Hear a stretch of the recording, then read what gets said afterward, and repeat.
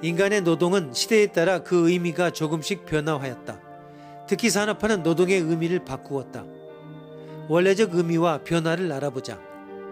1914년 이전의 유럽의 산업화에서는 불균등성이 결정적이었다.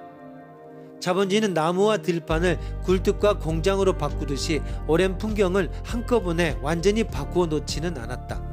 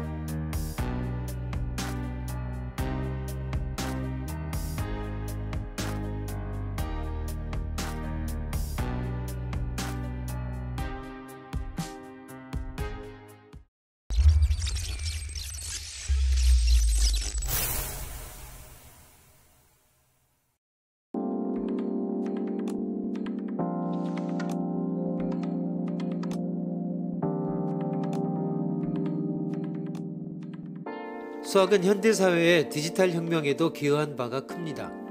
현대 수학에서 빼놓을 수 없는 것으로 암호 이론과 게임 이론이 있습니다. 무한의 개념도 활용 가치가 높습니다. 이를 더 이해해 봅시다.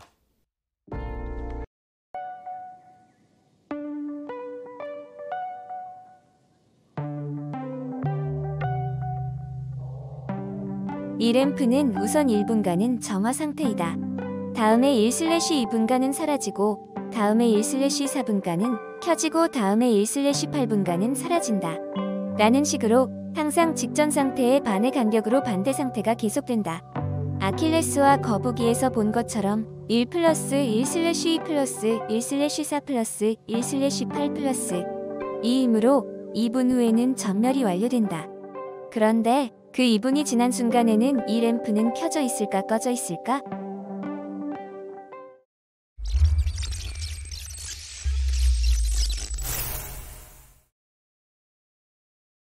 유한 시간 내에 무한의 일을 달성하는 것에 관계되는 패러독스는 초과제라고 총칭합니다. 1 더하기 2분의 1 더하기 4분의 1 더하기 8분의 1 점점점은 2로 수렴하지만 램프의 상태는 불연속이므로 어디에도 수렴하지 않습니다. 즉 수렴처가 정의되어 있지 않습니다. 이것이 문제를 어렵게 만든 원흉입니다. 1 더하기 2분의 1 더하기 4분의 1 더하기 8분의 1 더하기 점점점이라고 하는 수열에 마지막 하나의 수라고 하는 것은 없기 때문에 이 램프의 2분 후의 마지막 상태라고 하는 것은 문제에 기술되어 있지 않습니다. 즉 2분 후가 정해진 상태라는 것은 주어져 있지 않습니다. 그러나 2분 후라는 시간은 반드시 오기 때문에 그때 이 램프가 뭔가 정해진 상태일 것입니다. 이 난국은 아킬레스와 거북이와 같이 해결될 수 있을 것입니다.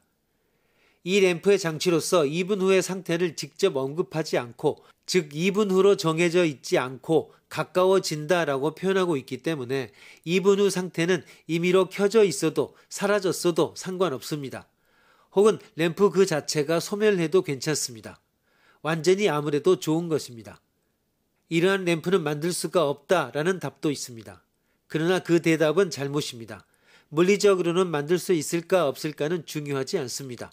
수학적으로 이상화된 램프로서 생각하면 수학 모델로서 실제로 존재하는 이상 만들 수 없다는 빗나간 대답입니다. 2분 후의 램프는 어떠한 상태여도 괜찮다가 답입니다.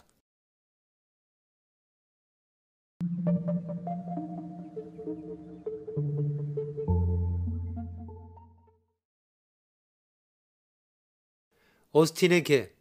남아, 여와 개가 똑바른 길에 같은 장소에 있습니다. 남아와 여아가 같은 방향으로 걷기 시작합니다. 남아는 시속 4km, 여아는 3km로 나아갑니다.